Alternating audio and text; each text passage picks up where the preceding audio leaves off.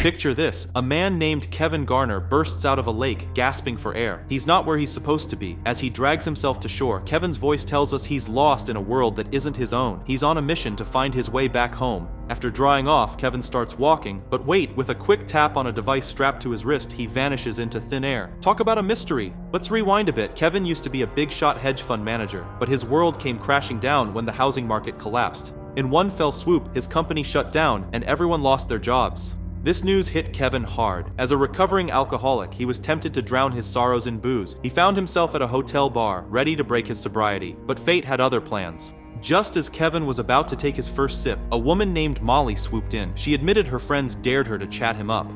What started as a dare turned into a flirty conversation.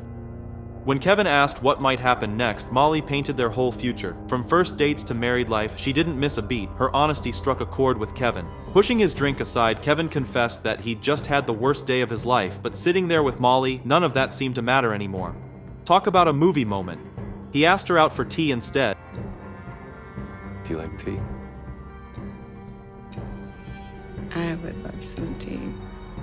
Fast forward a few years, and Kevin and Molly are married, but their happily ever after hit a roadblock when their son Daniel vanished. The pain of his disappearance tore them apart. Now Kevin's stuck in a job he hates with a boss who can't stand him. His young manager blames people like Kevin for his parents losing their house. Talk about a tough break. Kevin's day goes from bad to worse. On his way home, he calls Molly to apologize for his recent behavior. He's still hurting over Daniel's disappearance. But when Molly asks about the bills, Kevin snaps. When am I supposed to pay those? I'm at work all morning. In his anger, Kevin loses focus on the road. Suddenly, bam, his car collides with a truck. It's a nasty accident. The next thing Kevin knows, a stranger is pulling him from the wreckage. Before he can make sense of what's happening, everything goes black. When Kevin comes to, he's in a dark alley. The mystery man who saved him is still there. Get this, he calls himself the Benefactor and says he has a job for Kevin. Talk about weird timing. Confused and shaken, Kevin tries to find his car, but when he reaches the street, it's like the whole town has vanished into thin air. No people, no cars, nothing. Kevin demands answers, but the Benefactor just chuckles. He claims Kevin's the one who's gone somewhere else. Freaky, right? Despite his suspicions, Kevin agrees to have dinner with this guy. He needs to know what's going on. At a nearby cafe, everyone seems terrified of the Benefactor. As they talk, Kevin realizes the shocking truth. He's sitting across from Satan himself. But wait, it gets weirder. The Benefactor starts talking about multiple versions of Kevin in different universes. He says he can swap people between these realities. That's why the town seemed empty. Kevin's not in his original world anymore. The Benefactor drops another bombshell. When people disagree about past events, it's not just different perspectives. Sometimes he's actually switched them with versions of themselves who experience things differently. Mind-blowing stuff. So get this, the Benefactor explains why Molly expected Kevin to pay the bills. Turns out this Molly isn't the original one Kevin knew. She's from a universe where Kevin did promise to handle the bills. Mind-bending, right? The Benefactor claims these tiny mix-ups create total chaos. Kevin's not buying it though, but then the bomb drops. The Benefactor swapped out the original Molly ages ago, right after Kevin gave her a special pendant. Kevin's world is spinning. He challenges the Benefactor to prove his powers by shifting their waitress, Tina. But as the Benefactor gets ready to do it, Kevin sees how scared Tina and her family look. He tries to back out, but it's too late. In the blink of an eye, Tina vanishes. The Benefactor explains he sent her to a universe where she doesn't exist at all. Talk about a harsh lesson. Kevin's guilt is overwhelming. Now for the big reveal. The Benefactor wants Kevin to become a shifter like him. He says he's got an army of Kevins from other universes already on board. But our Kevin, he's not having it. In a surprising turn, Kevin starts praying right there in the restaurant, and get this, it actually throws the Benefactor for a loop. Looks like there might be more to this multiverse madness than even the Benefactor realized. 5 years have passed since Kevin's prayer sent the Benefactor packing. Now he's stuck in a world that's nothing like home. This Earth, it's under the Benefactor's iron fist. Here's the scoop. This world was tearing itself apart with conflict. Then the shifters swooped in, secretly swapping out troublemakers like politicians and religious leaders. Their goal? To create peace. But it came at a terrible price.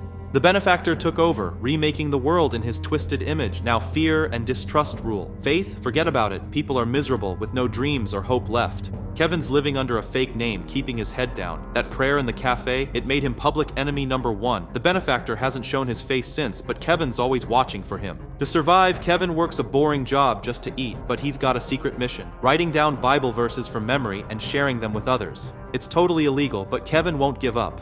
He's got one ally, a co-worker named Gabriel. Together, they're hunting for a shifter. Kevin's plan? Snag their wrist device, a deviator, and zap back to his own universe. Gabriel sometimes wonders if God's forgotten Kevin after 5 long years, but Kevin, his faith is unshakable. One day, Kevin visits a special cinema run by his friend Russo. It's wild. People can watch other versions of themselves from different universes. Russo explains that folks used to love seeing their better selves, living through their happier lives. Kevin's in for a shock at the cinema. Most folks are watching worse versions of themselves to feel better, but Kevin, he spots Molly in one of the universes. Russo says that's super rare. Maybe it's a sign? Suddenly, there's chaos outside. A protest erupts over a blocked bridge. In the commotion, a man vanishes into thin air. Turns out, shifters are still around.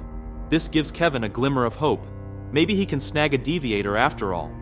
Later, a heart-wrenching moment hits Kevin. He sees a mom leave her kid alone in a store, bringing back painful memories of losing his own son. It sends him spiraling, remembering how he and Molly drifted apart in their grief. Kevin almost breaks his sobriety, desperately searching for booze in the trash, but his neighbor Rajit steps in, inviting him to dinner. Plot twist. Rajit's family knows Kevin's true identity. They ask him to teach their daughters about the Bible.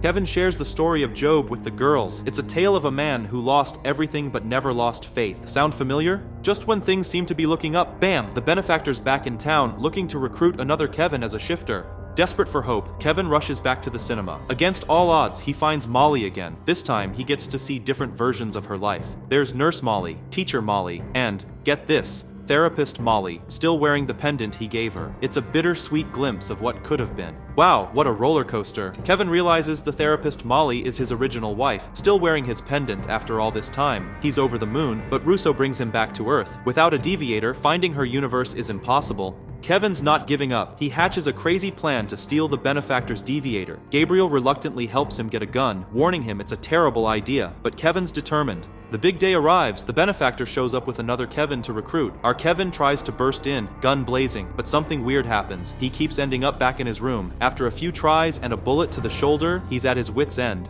Desperate, Kevin prays for just a little help, and wouldn't you know it, the Benefactor appears in his room, snatching away the gun. He brings in Gabriel, who denies even knowing Kevin. Talk about a betrayal. The Benefactor taunts Kevin, pointing out how quickly people turn on him. He brings up how God helped once, but left Kevin suffering for 5 years. Still, he offers Kevin one last chance to join him. Kevin's not biting. Instead, he demands to know about his missing son. The Benefactor dodges the question, insisting Kevin's not a good person, just like his other versions. Then things get really dark. The Benefactor makes Kevin look outside. Poor Rajit's been shot by the police just for knowing Kevin. As bullets fly into Kevin's room, Gabriel falls. But here's the kicker. As Gabriel drops, Kevin spots a deviator on his wrist. His friend was a shifter all along. He snatches Gabriel's deviator and boom, he's universe hopping. First stop, a lake, then a psych ward where he runs into Tina, the waitress he accidentally shifted years ago.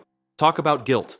But before he can apologize, more Gabriels show up and he's off again. Next, he lands in the home of his mobster self. Yikes. Barely escaping with his life, Kevin zaps back to his starting point. Rajit's being loaded into an ambulance and the cops are hot on Kevin's trail. In a mad dash to the cinema, Kevin finally gets the coordinates for Molly's universe. This is it, the moment he's been waiting for. Face to face with Molly at last, Kevin pours his heart out. He apologizes for not giving her space to grieve their son and declares his undying love. But plot twist. In this universe, Kevin was the one who ended things. Undeterred, Kevin launches into an epic speech about their love transcending all realities. It's touching stuff, and Molly's clearly moved. But just as he's about to wrap it up, bam, the Benefactor crashes the party.